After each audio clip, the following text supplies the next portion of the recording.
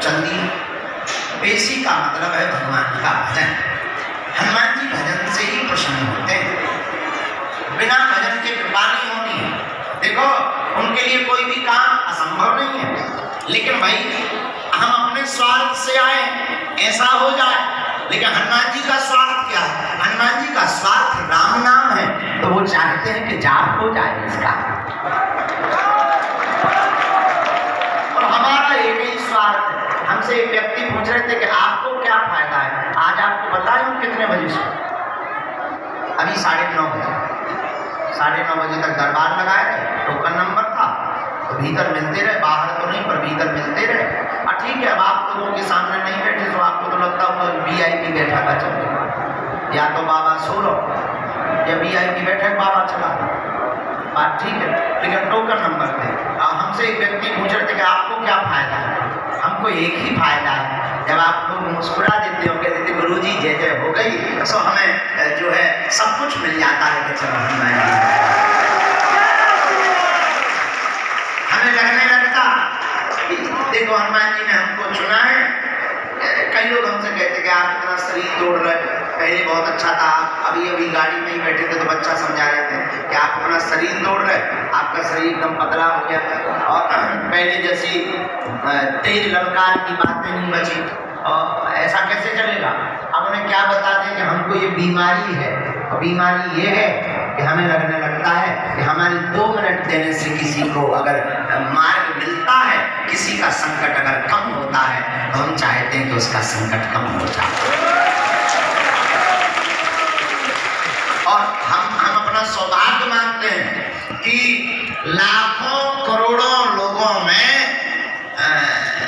हनुमान जी ने इस मूर्ख और नालायक को ही चुना है सेवा के लिए।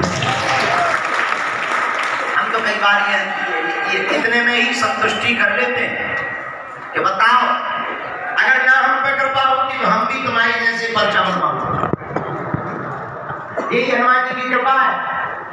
देखो हैरान तो ये नहीं, तुम बनवावे में हम बनाते हैं, कोई नई बात नहीं है। जितने तुम धक्के हो हैरान हो रहे उससे ज्यादा हम हो रहे।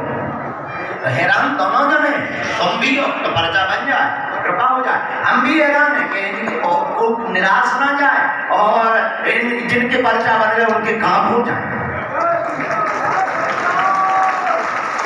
हैरान तो तुम भी हो, हम भी हैं, लेकिन तुम अपने लिए हो, हम सबके लिए, बस इतना अंतर इस हैरानी में।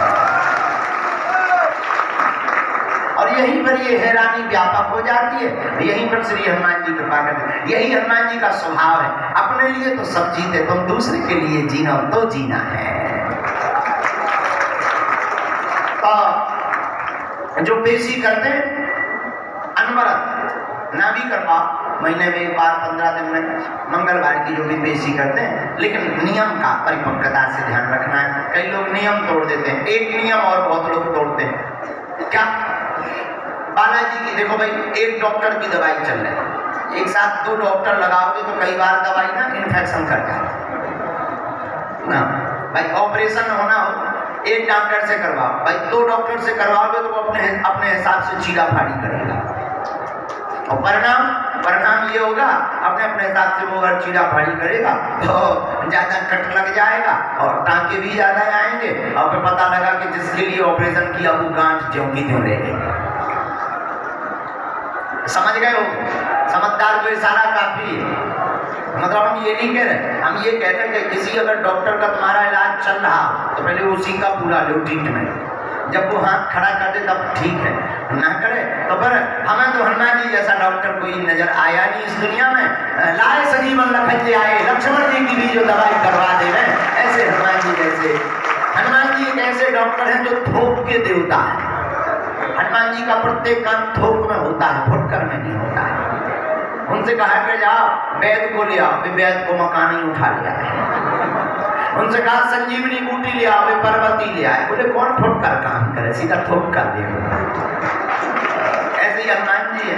और कई बार हमें लगने लगता हम भी बहुत मूर्ख आदमी है, सुबह से बैठना चाहिए, कई बार का भला ही लेट बैठे पर बैठ जाए तो 12 घंटा ना जाए। तो हनुमान जी थोक के देवता है। तो आप सब सीताराम नाम का जप करो, और जय पक्का है, आप पेशी कर रहे हैं, पर्चा बना है, काम सफल होगा होगा होगा।